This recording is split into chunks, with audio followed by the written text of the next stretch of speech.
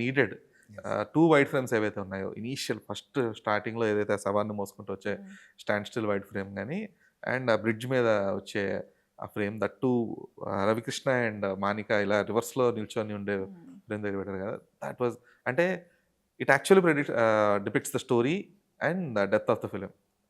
So, ఆ choice ఎవరిది first of all ఆ వైడ్ ఫ్రేమ్? అంటే సెకండ్ మీరు అంటే 2 వైడ్ ఫ్రేమ్స్‌లో ఒక ఫస్ట్ వైడ్ ఫ్రేమ్ అయితే స్క్రిప్టింగ్ లెవెల్‌లోనే ఉంది. ఓకే. స్క్రిప్టింగ్ లెవెల్‌లోనే ఉంది. కాకపోతే ఏంటి అంటే బేసికల్లీ లెన్సింగ్ అనేది మేము తీసుకున్న చాయిస్ లాగా. అండ్ ఇంకొకటేంటంటే సబ్‌కాన్షియస్‌గా క్యారెక్టర్స్‌ని లెఫ్ట్ టు రైట్ డ్రైవ్ చేద్దామన్నది ఒకటి. ఏంటంటే సబ్‌కాన్షియస్‌గా వాళ్ళు అవే ఫ్రమ్ హోమ్ ఎళ్తున్నారు అన్నట్టు. ఫస్ట్ వైడ్ ఫ్రేమ్ అయితే స్క్రిప్టింగ్ లెవెల్‌లోనే ఉంది. అంటే యాక్చువల్లీ ఇంకా మీకు చెప్పాలంటే కట్ చేశారు మధ్యలో. హుహు. అంటే మధ్యలో ఇమ్మీడియేట్‌లీ ఆ క్యారెక్టర్ మీదకెళ్ళింది గదా!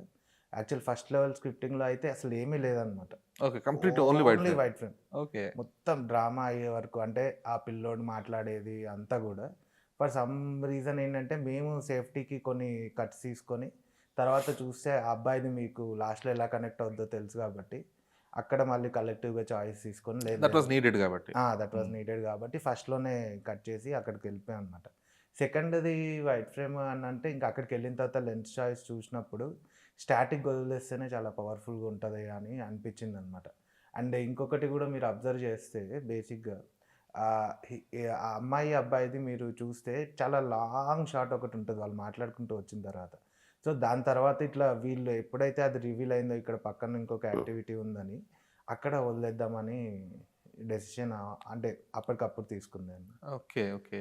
అండ్ ఇంకొకటి గూడా అంతే అంటే మూవీలో సృజన గారికి చెప్పినట్టు సో మెనీ క్యారెక్టర్స్ ఉన్నాయి గాబట్టి, ఒక్కొక్కరికి ఒక్కొక్క లెన్సింగ్ చాయిస్ లాగా డివిజన్ తీసుకోవడం అయింది. అంటే ఇప్పుడు రవికృష్ణ, మనిక క్యారెక్టర్స్ తీసుకుంటే, అంటే వాళ్ళని మనం ఒక అబ్జర్వెంట్ లాగా చూడాలన్న ఇంటెన్షన్ తోటి మనం చాలా లాంగ్ లెన్సెస్ చూడడం జరిగిందనమాట. ఇప్పుడు శివాజీ గారు వాళ్ళది చూసుకున్న క్లోజప్ గూడా మీరు చూసుకుంటే కొంచెం వైడ్ యాంగిల్‌తో ప్రొజెక్ట్ చేసినట్టుంటది. ఎందుకంటే వాళ్ళని చాలా నియరర్‌గా చూద్దాము. అంటే వాళ్ళ క్యారెక్టర్‌కున్న అంటే ఈల్ ఎట్లా చెప్పొచ్చు అంటే ఇంటర్నల్ కాన్‌ఫ్లిక్ట్స్ ఏంటి హ్మ్. అన్నది కొంచెం వ్యూవర్‌కి ఏమన్నా దొరికే ఛాన్సెస్ ఉన్నాయా? లేదా straight away on the face చెప్పడానికి కొంచెం వాళ్ళకి కెమెరా దగ్గర రవికృష్ణ, మనిక వీళ్ళ పోర్షన్స్ మాత్రం చాలా ఇట్లా క్యాండిడ్‌గా చూపిద్దామన్న చాయిస్ తీసుకోవడం జరిగింది. ఓకే.